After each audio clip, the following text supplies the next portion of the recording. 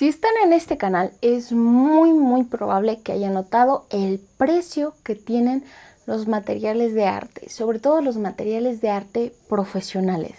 Y quizás se hayan preguntado o se hayan quejado, ¿por qué son tan caros?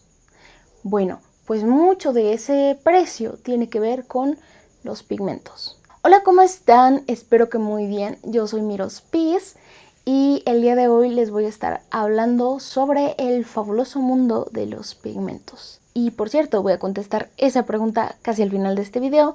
En español, la verdad es que no hay mucha información sobre este tema. Yo casi todo lo que he aprendido lo he aprendido de fuentes en inglés, ya sean escritas o en formato de video. Y de hecho, esa es una de las razones por las que decidí abrir este canal, para poder transmitir esta información en español. Entonces, primero vamos a hablar de los pigmentos. ¿Qué son? Hay dos tipos de colorantes que se usan para ya sea materiales de arte o darle color en general a las cosas. Unos son los pigmentos y lo otro son los tintes. Tinte es la palabra que voy a estar utilizando. No sé si exactamente sea la palabra apropiada. En inglés van a encontrar esto como dye, que se traduce como tinta.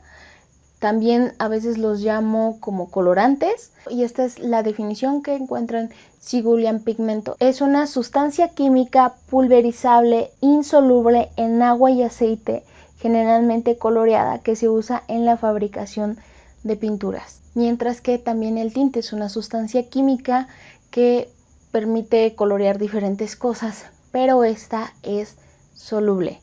Los pigmentos los vamos a ejemplificar como la tierra, el barro, y en cuanto a los colorantes van a comportarse de forma similar que se comporta, por ejemplo, el azúcar o la sal.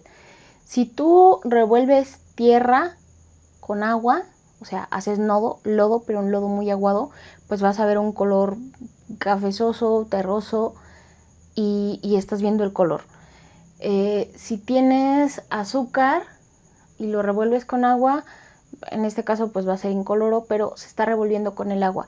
Aparentemente tienes dos mezclas que están revueltas, pero la tierra, si tú dejas ese frasco con agua o con tierra, si lo dejas reposando, tapado para que no se evapore, y lo dejas 1, 2, 3 días, esa tierra se va a empezar a separar del agua, porque en realidad no se disolvió en el agua, sino que sigue siendo su propio elemento, solo que estaba suspendido en el agua, o sea, estaba, como dicen por ahí, junto pero no revuelto. Entonces esa tierra se va a asentar y no se va a revolver. En cambio, el azúcar o la sal que hayas revuelto con el agua, que eso es una solución, si lo dejas así asentado, no se va a separar, porque ya se disolvió esa sustancia, ese azúcar o esa sal con el agua.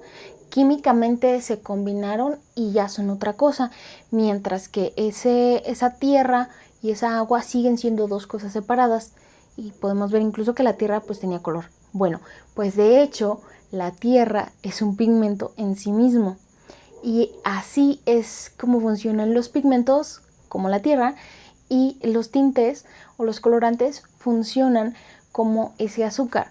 Por ejemplo, tenemos tintes que nos sirven para teñir la ropa, y estos hay diferentes formas en las que se va a unir ese tinte con la ropa, pero el punto es que van a ser una sola, o con la tela, van a ser una sola cosa. O sea, tú lo vas a poder lavar, lo vas a poder poner un poco al sol y demás, y va a seguir siendo de ese color, va a seguir siendo una misma cosa.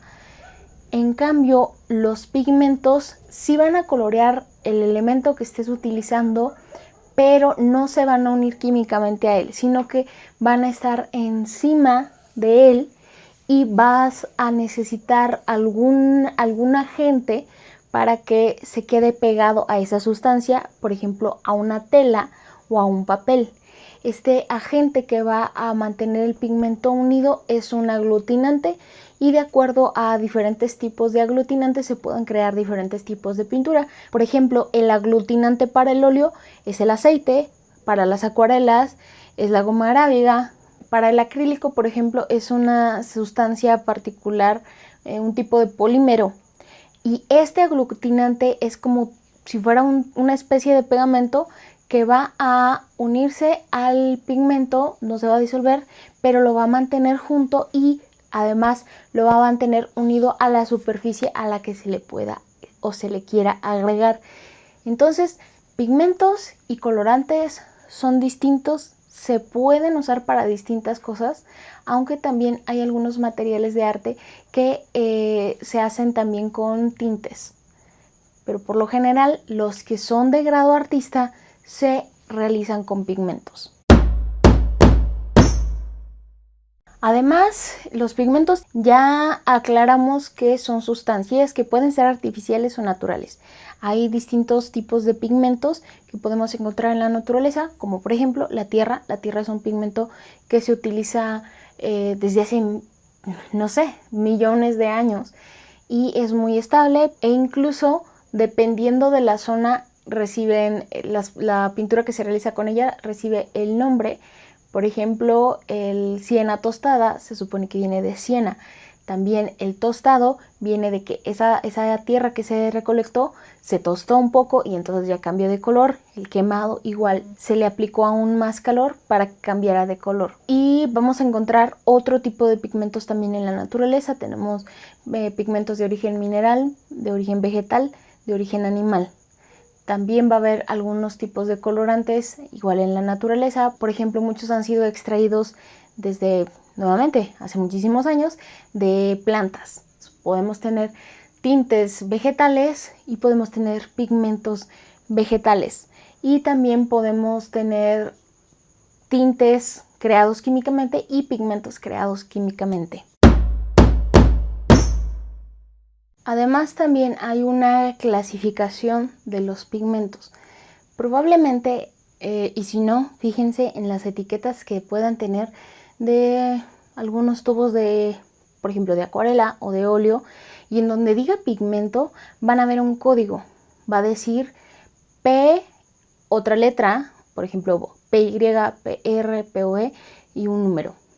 Esta es una clasificación o un número index que se les da a los pigmentos una vez que se descubren o se establece que esto es un pigmento y digamos se van catalogando. Entonces vamos a tener diferentes nomenclaturas de acuerdo a la familia a la que pertenezca el pigmento, según pues la institución que los clasifique.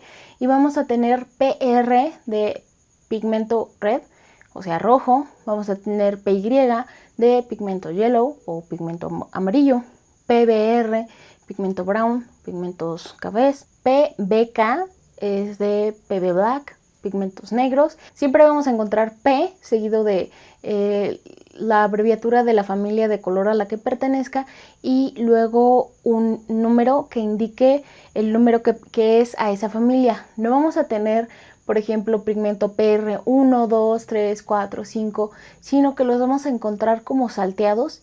Y esto es porque con el paso del tiempo se fueron eliminando de la lista algunos pigmentos. No estoy segura si fueron por la toxicidad. No creo porque pues, se supone que siguen existiendo, pero no sé realmente cuál haya sido la razón. Pero el punto es que la misma institución que hace esta clasificación decidió retirar esos y entonces pues vamos a ver huequitos. Vamos a ver, por ejemplo, sí que hay un PR3, pero PR1 o quizás sí haya, pero es muy difícil de encontrar.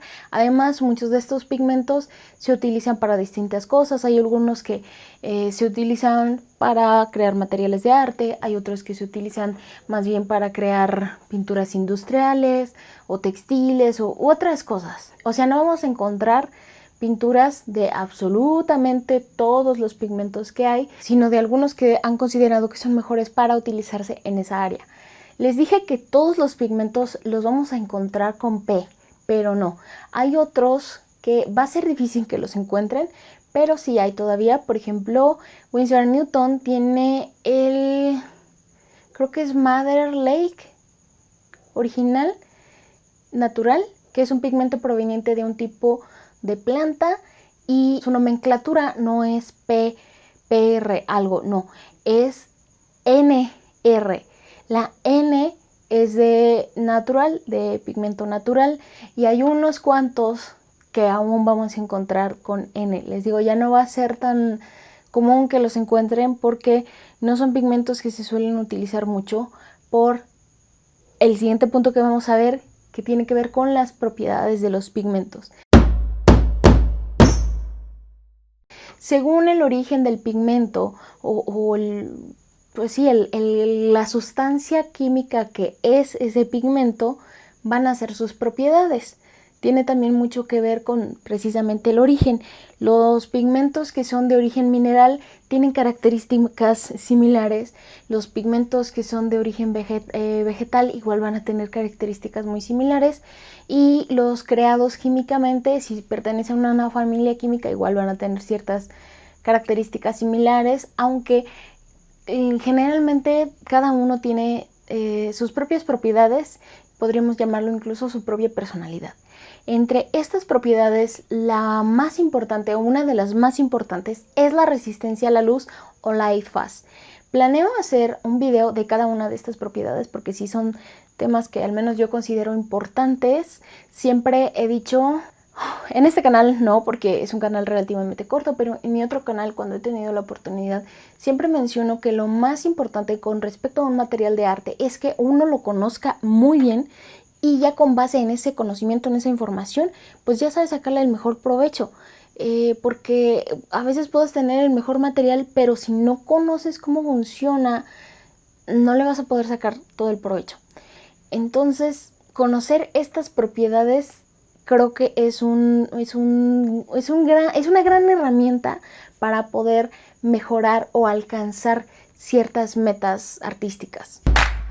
Bueno, entonces, a grosso modo, la resistencia a la luz es la capacidad que tiene un pigmento de permanecer con sus propiedades intactas a lo largo del tiempo. Hay distintas formas de clasificarlo. Algunas personas, he leído esto ya en varias opiniones, creen que porque estén comprando un material de grado artista o un material caro, automáticamente va a tener resistencia a la luz.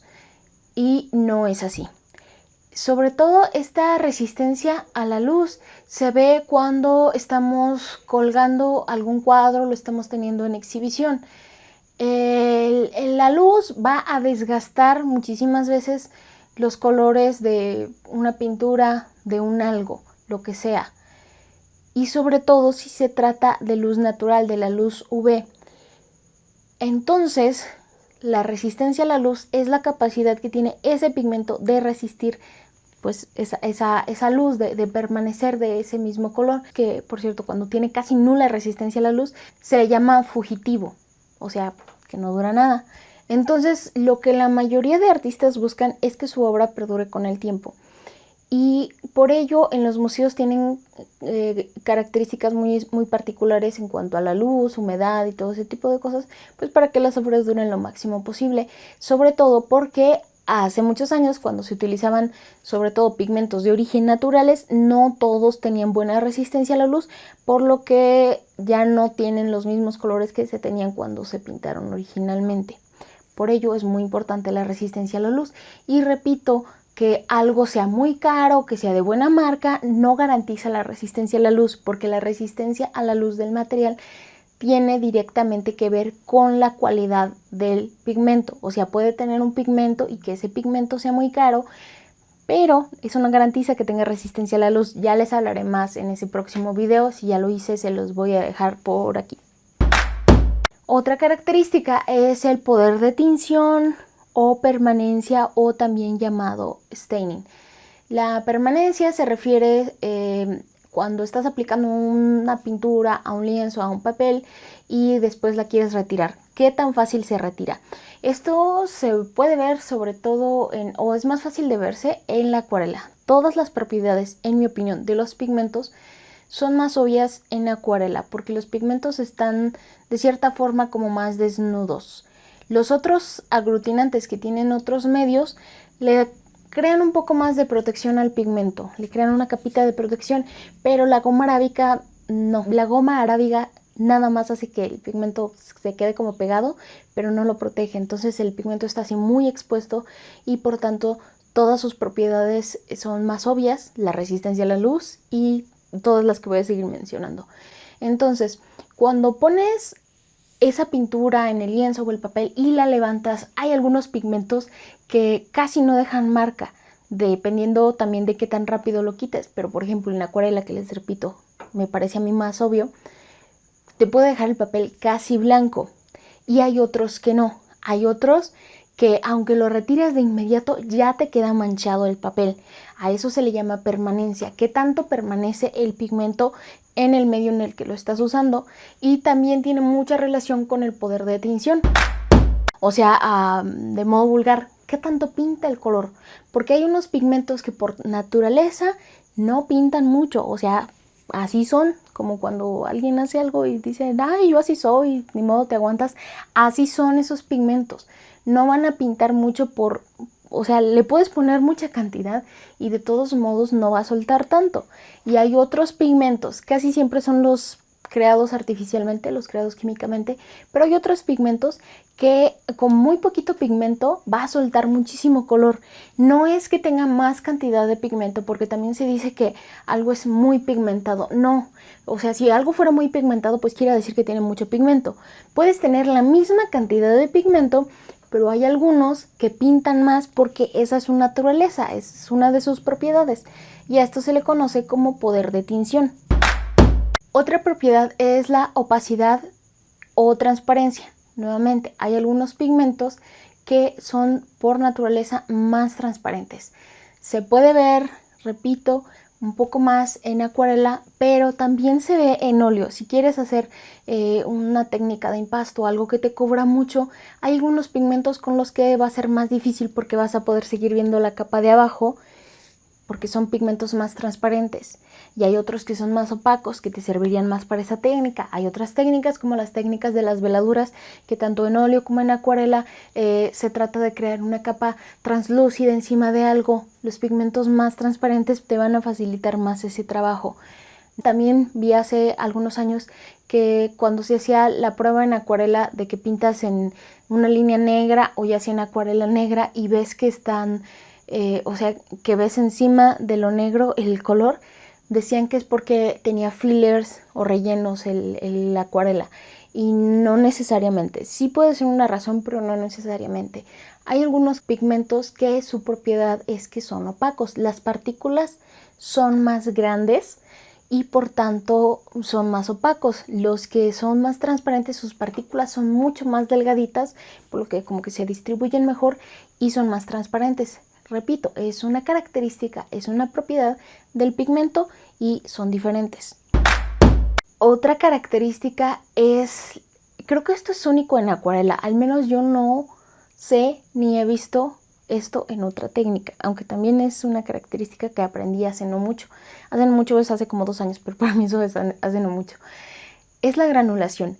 La granulación es una textura muy única que se crea cuando las partículas de, en este caso la pintura en acuarela, se extienden en el agua, pero son como muy pesadas. Y repito, los pigmentos son sustancias insolubles. Entonces las partículas son demasiado gruesas y alcanzas a ver dónde no es una cosa uniforme, sino son como puntitos. Ves puntitos más gruesos, como granitos, granulación, granitos así. Y esa es una propiedad que tienen algunos pigmentos, no todos. Otra es la dispersión. No sé si también esto se vea en otras técnicas, pero por ejemplo en la acuarela, cuando tienes un papel que está húmedo y tomas pigmento con tu pincel y lo pones en ese aspecto, la acuarela, que también está húmeda obviamente, viaja en esa humedad. ¿Qué tanto se extiende? O sea, ¿qué tanto se dispersa? Es la capacidad de dispersión que tiene esa acuarela. Hay algunas que por las características del pigmento no se mueven, ahí donde lo pusiste y se queda, y hay otras que se extiende mucho. Esto también tiene que ver con como que qué tan espesa es el color, al menos eso es lo que yo considero, o qué tan espeso es ese pigmento. Pero esto me lleva al siguiente punto. Algunas de estas propiedades pueden modificarse o intensificarse o disminuirse de acuerdo a la forma en la que se manufacture ese pigmento o a los agregados que se le ponga, o sea, a cómo se fabrica esa pintura también pueden modificar un poco. Por ejemplo, en el caso de la dispersión, se le pueden poner agregados para que las acuarelas, en este caso, viajen más, se dispersen más y pues están creando o aumentando esas propiedades de los pigmentos. También hay agentes que pueden intensificar o crear granulación en pigmentos que no son característicamente granulados, y así hay agentes que pueden modificar o aumentar distintas propiedades de los pigmentos. Lo que hasta yo donde sé no tiene exactamente o sea, no pueden modificar tanto, es la resistencia a la luz. O sea, no hay un agente que le agreguen y que lo haga más resistencial a la luz, salvo lo que les comentaba, que algunos aglutinantes como el aceite le ofrecen una capita extra de protección al pigmento, pero realmente no están alterando en sí la propiedad del pigmento. Entonces todo esto me lleva a la pregunta inicial, ya que sabemos que son los pigmentos, que tienen diferentes propiedades y todo esto. ¿Por qué son tan caros? ¿Por qué los materiales de arte son tan caros? Por los pigmentos. ¿Pero qué tiene que ver? Bueno, es que como ya les mencioné, los pigmentos se pueden obtener de diferentes formas. De forma natural, de forma artificial, y de la forma natural se pueden obtener de vegetación, de minerales, de animales.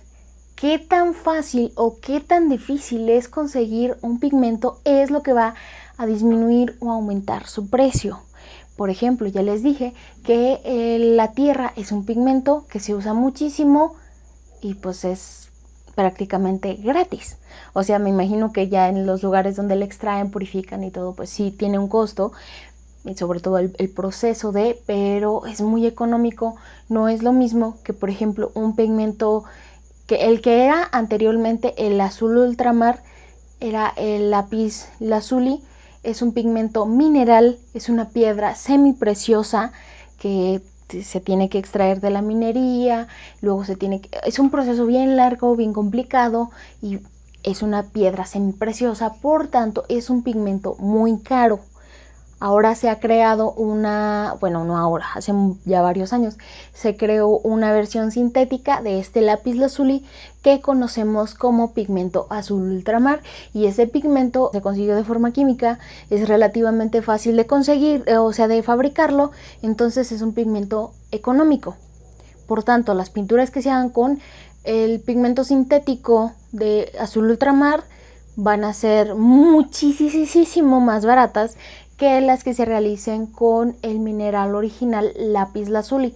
Y así hay montones de formas diferentes de obtener pigmentos que pueden aumentar o disminuir su precio. También la escasez, también la seguridad. Por ejemplo, hay algunos pigmentos que se pueden fabricar de forma química, pero a lo mejor los químicos que necesitan son más costosos, entonces aumenta el costo. O también para poder crearlos se tienen que utilizar algunas sustancias tóxicas, o el proceso puede resultar tóxico, entonces hay que tener más precauciones, se elevan los costos.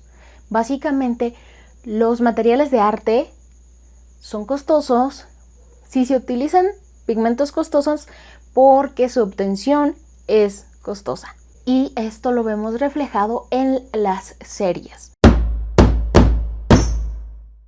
Prácticamente todos los materiales de arte de grado artista tienen distintas series, los que tienen colores.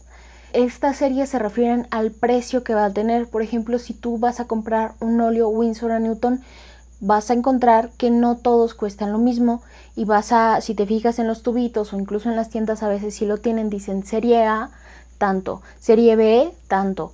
Tienen diferentes precios, así es como las marcas establecen sus precios de acuerdo a qué tan o sea, lo que ya les comentaba, qué tan fácil, qué tan difícil, qué tan costoso les resulta fabricar esa pintura con cierto pigmento. Entonces le ponen cierto precio, y pues para no ponerle un precio diferente a todo, pues lo acomodan así en líneas. Algunas marcas tienen más líneas, otras tienen menos, hay unas que nada más tienen 2. Si la marca que estás usando notas que todo cuesta lo mismo, es muy probable, casi seguro que no sea una marca profesional, puede que sea una marca de grado estudiante, porque pues les repito, las otras generalmente manejan líneas, pueden encontrarlas como serie A, B, C o serie 1, 2 o serie en números romanos también 1, 2, 3 y así, y también la nomenclatura es diferente, eso ya lo decide cada marca. La 1 puede ser la más barata o puede ser la más costosa, casi siempre la 1 es la más económica. Y bueno, espero que esta información les sea de muchísima utilidad. Repito, voy a estar haciendo videos sobre cada propiedad de los pigmentos que mencioné. Si esta información les fue útil, por favor comentan, compartan, suscríbanse. Este tema me apasiona muchísimo. Si tienen dudas, cualquier cosa, déjenmelo en comentarios y ya nos estaremos viendo en un próximo video. Paz.